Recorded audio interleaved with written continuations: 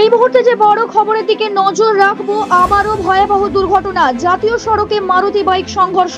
মারুতির সঙ্গে বাইকের সংঘর্ষের পর বাইক ছিটকে রাস্তার ধারে দাঁড়িয়ে থাকা অটোর সঙ্গে ধাক্কায় 12 জন জখম হলো। দুর্ঘটনাটি ঘটে দীঘা নন্দকুমার 116B জাতীয় সড়কে দইসাই বাস স্ট্যান্ড সংলগ্ন এলাকায়। এই ঘটনায় জাতীয় সড়কে ব্যাপক যানজট সৃষ্টি হয়। খবর পেয়ে ঘটনাস্থলে ছুটে আসে মারিদা থানার পুলিশ। স্থানীয়রা আহতদের উদ্ধার করে কাঁথি মহকুমা হাসপাতালে পাঠায়। ঘটনার তদন্তে নেমেছে পুলিশ। দুর্ঘটনাগ্রস্ত গাড়িগুলোকে আটক করে পুলিশ। আহতদের মধ্যে 3 জন আশঙ্কাজনক বলে জানা গেছে।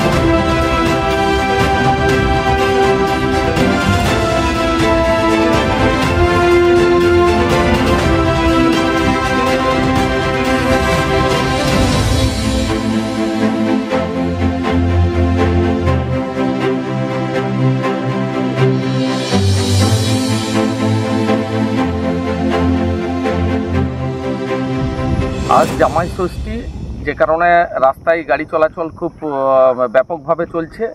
একজন বাইক আরোহী সে রাস্তা পেরোতে গিয়ে দীঘা থেকে কলকাতার দিকে যাওয়া একটা মারুতি গাড়ি ওই বাইককে ধাক্কা মারে।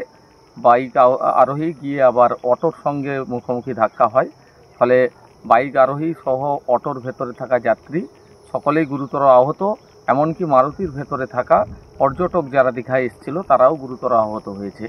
এক্ষেত্রে পুলিশ প্রশাসন যান চলাচল নিয়ন্ত্রণের ক্ষেত্রে ব্যর্থ। কারণ আজকের একটা দিনে যান চলাচল ব্যাপকভাবে বেড়েছে, যে কারণে নিয়ন্ত্রণ করার ক্ষেত্রে ট্রাফিক পুলিশ বা অন্যান্য পুলিশ যারা আছে তাদের আমরা এলাকাবাসীদের দাবি করেছিলাম যে যাতে এই 116B জাতীয় সড়কে বিশেষ করে দীঘা যাওয়ার যে পর্যটকদের গাড়ি এত মাত্রায় যাচ্ছে সেক্ষেত্রে একটু নিয়ন্ত্রণ করে যাতে যায় সেদিকে নজরদারি করার। কিন্তু পুলিশ প্রশাসন সেই দিকটাই ব্যর্থ, যে কারণে এই ধরনের অ্যাক্সিডেন্ট প্রায় এই দইসাই কাঁথি মারিদা এলাকায় প্রায় লেগে আছে। আমরা চাই যাতে সমস্ত এই ন্যাশনাল হাইরোড জুড়ে এই গার্ডরেল দেওয়া হয় এবং নিরাপত্তার ব্যবস্থার জন্য যাত্রী সাধারণের উদ্দেশ্যে ট্রাফিক পুলিশ আরও একটু বাড়ানো যায়, তার ব্যাপারে একটু উদ্যোগী হবে জেলা পুলিশ।